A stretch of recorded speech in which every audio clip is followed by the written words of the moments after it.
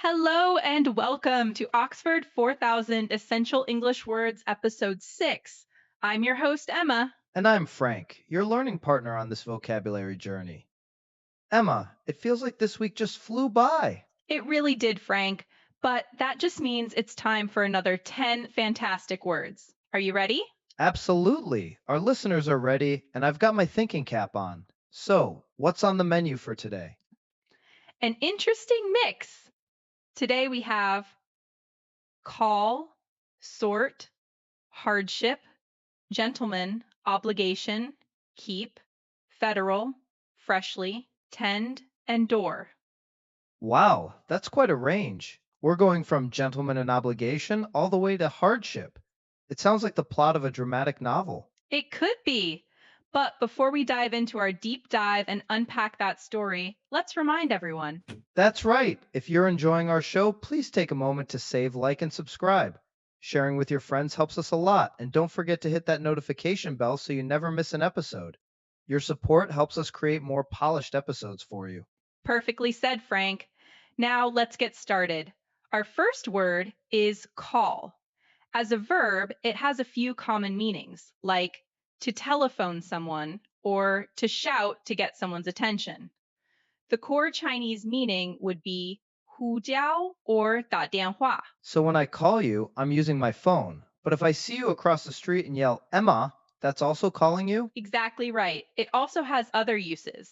For instance, to call can mean to name something or someone. And as a noun, a call can refer to a decision, often a difficult one. Ah, I see.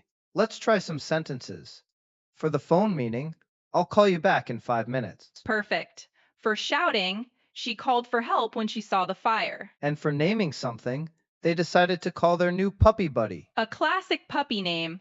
And for the noun, a manager might say, it was a tough call, but we had to lay off some staff. That really shows the different flavors of the word.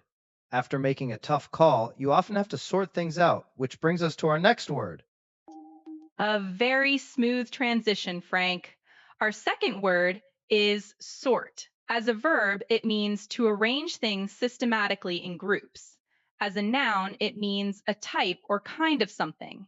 In Chinese, that's 分类 as a verb and 种类 as a noun. So I might sort my emails into different folders. And for the noun, I could ask, what sort of movies do you enjoy? Precisely. Let's make a few more sentences. As a verb, could you please help me sort these documents alphabetically? Sure. And for the noun, he's the sort of person who is always willing to help. That feels very natural. It is. Using sort of can also be an informal way to say kind of or rather. For example, I'm sort of tired today. That's a useful tip. Now, our next word is hardship. It sounds heavy. It can be. Hardship is a noun that means severe suffering or difficulty. The Chinese equivalent is 困难 or 艰辛. So this isn't just a minor inconvenience like missing the bus. This is more serious, like financial struggles or enduring a war. Exactly. Hardship implies a prolonged and difficult situation. For example, the family faced great hardship after the factory closed down. Another one could be he wrote a book about the hardships he endured as a refugee. That's a very fitting example. It really captures the weight of the word. Moving from hardship, let's lighten the mood with our next word. Gentleman. Ah, a gentleman, a polite and honorable man. In Chinese, 绅士. Correct. A gentleman is a man who is courteous and chivalrous. For example, he was a true gentleman and offered me his seat on the bus. My grandfather always told me to be a gentleman, so a sentence could be a gentleman always keeps his promises. A very wise grandfather. It implies a certain code of conduct, doesn't it? Which leads us beautifully to our next word, obligation. Obligation. That's a noun meaning a duty or commitment, something you must do. The Chinese would be 义务 or 责任. You've got it. It's something that binds you morally or legally. For instance, as a citizen, you have an obligation to pay taxes. And on a more personal level, I have an obligation to take care of my aging parents. It feels stronger than just a choice. It is. An obligation is something you are bound to do. There's a sense of duty involved. And speaking of duties, one common one is to keep a promise.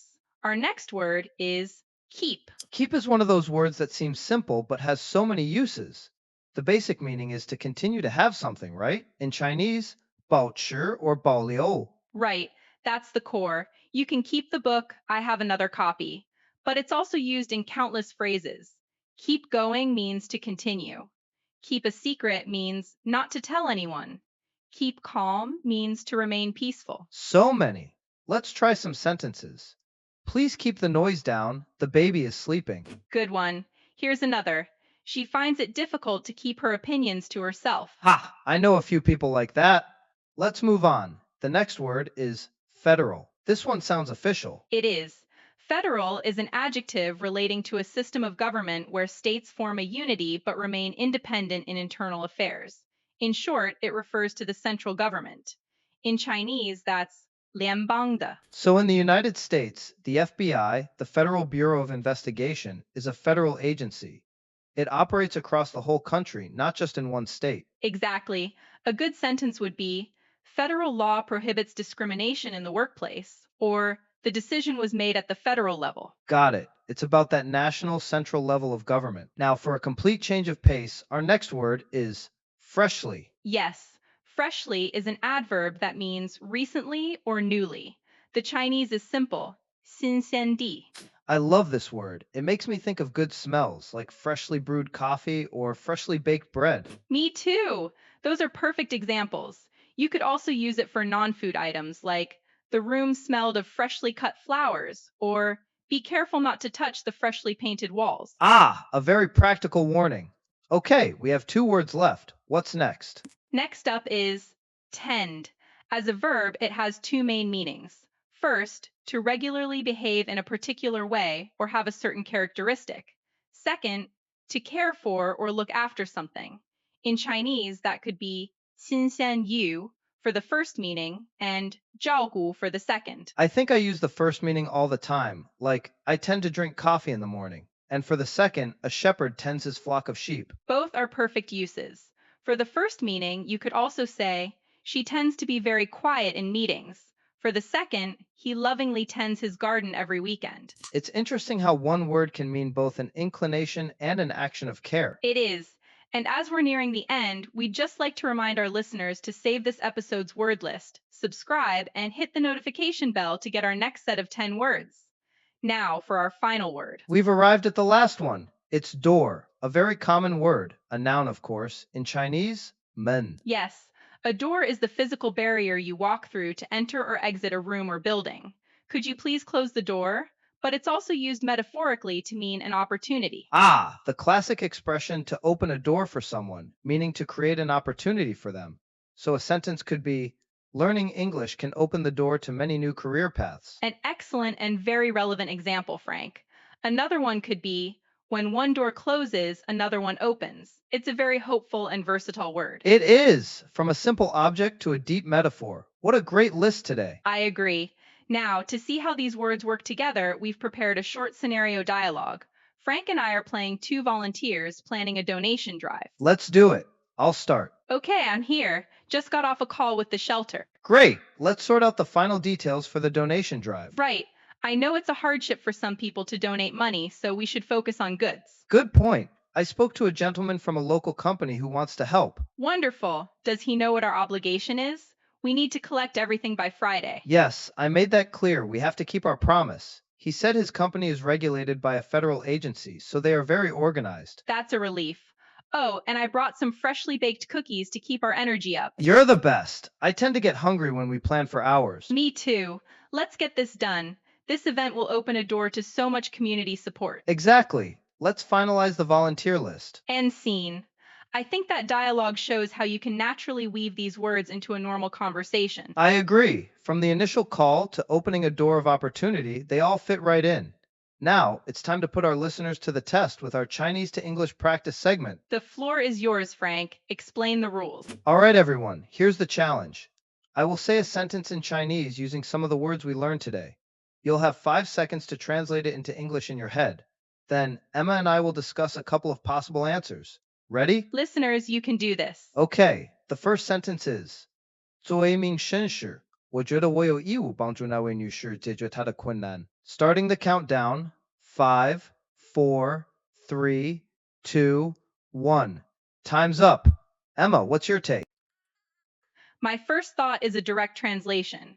As a gentleman, I feel I have an obligation to help that lady with her hardship. That's perfect. It hits all the key words. You could also phrase it a bit differently, like, being a gentleman, I feel it's my obligation to help the lady through her hardship. Using through adds a sense of support over time. An excellent point. Both are great answers. Ready for the next one? Here it is. 联邦探员们不得不对这些刚刚收到的文件进行分类。And 5, 4, 3, 2, 1. What do you have, Emma? Okay, for this one I came up with the federal agents had to sort the freshly received documents. Clean and efficient. I like it. Freshly works so well there. Another option might be it was necessary for the federal agents to sort through the files that had just arrived. It says the same thing, but with a slightly more formal structure. Both get the job done. It shows there's more than one right way to translate something. Exactly. One final challenge. Here's the sentence. 我倾向于保留这扇旧门，因为它对我来说有特殊的意义. Okay. 5, 4, 3, 2, 1. Let's hear it. My answer is I tend to want to keep this old door because it has a special meaning to me. That captures the feeling perfectly. The want to keep part really expresses the personal desire. You could also say it more concisely. I tend to keep this old door because it's meaningful to me. Or even, I'm inclined to keep this old door for sentimental reasons. Inclined is a great synonym for tend to. Great alternatives. And that's a wrap on our practice segment. You all did wonderfully. You really did. Practice is key. And speaking of what's next, Emma, can you give us a little teaser for the next episode? I'd be happy to. Get ready for a cosmic and down-to-earth mix. We'll be covering spacecraft, reference, frequent, nursery, equal, instrumental, thirsty, pet, and waterfall. From spacecraft to a waterfall, I can't wait. And to all our listeners, thank you for joining us today. Remember to like, subscribe, share, and hit that notification bell. It's the best way to support us. We had a great time covering everything from making a call to facing hardship and fulfilling an obligation. We hope you feel more confident using these words. Until next time, keep practicing. Goodbye, everyone! Goodbye!